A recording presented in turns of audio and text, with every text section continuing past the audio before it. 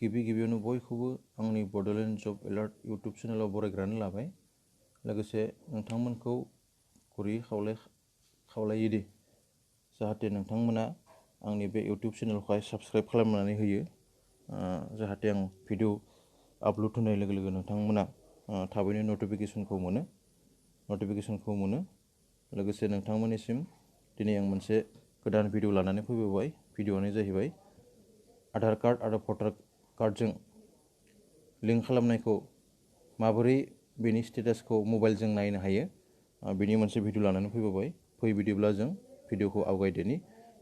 गिबियावनो नोंथांमोना गुगोलाव थांनानै nvsp.in सार्च खालामदो। सार्च खालामनायनि उनावहाय बेबायदि मोनसे नेशनेल भटार्स सार्भिसेस पर्टेल फैगोन। बेनि उनावहाय बेबायदि गायजा थाङै इपिक डाउनलड सार्च इन इलेक्टोरेल रुल बेफोरबायदि फैगोन। भटार पर्टेल फैगोन, फर्मस फैगोन, डाउनलड इलेक्टोरेल फैगोन। बेबायदि थाङै जोबथायाव ट्रेक एप्लिकेशन स्टेटास, बेवहाय ट्रेक एप्लिकेशन स्टेटास बेवहाय क्लिक खालामदो। बेनि उनावहाय बेबायदि फैगोन अनलाइन एप्लिकेशन स्टेटास होननाय मोनसे फालिगोन। बेबायदि बेनि उनाव सिलेक्ट स्टेटास फैगोन। बेबायदि बेनि उनावहाय रेफारेन्स आइडि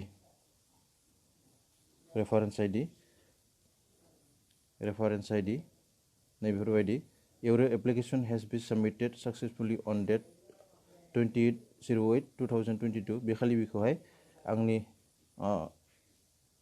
आधार कार्ड आरो भटार कार्डखौहाय लिंक खालामदोंमोन। बेनि उनावहाय नैबेबायदि मोनसे रेफारेन्स आइडि फैदोंमोन, OBS 18676 बेबायदि रेफारेन्स आइडि मोनसे फैदोंमोन। बे रेफारेन्स आइडिखौहाय नैबेयावहाय होदो। OBS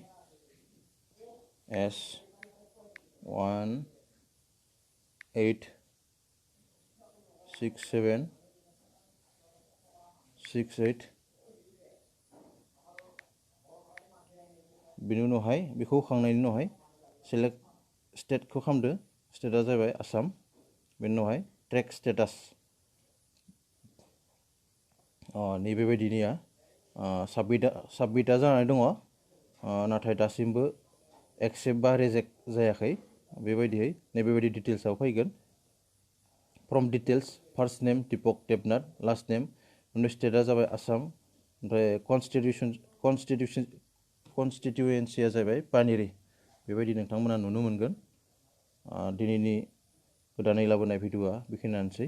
गोजोन्थों।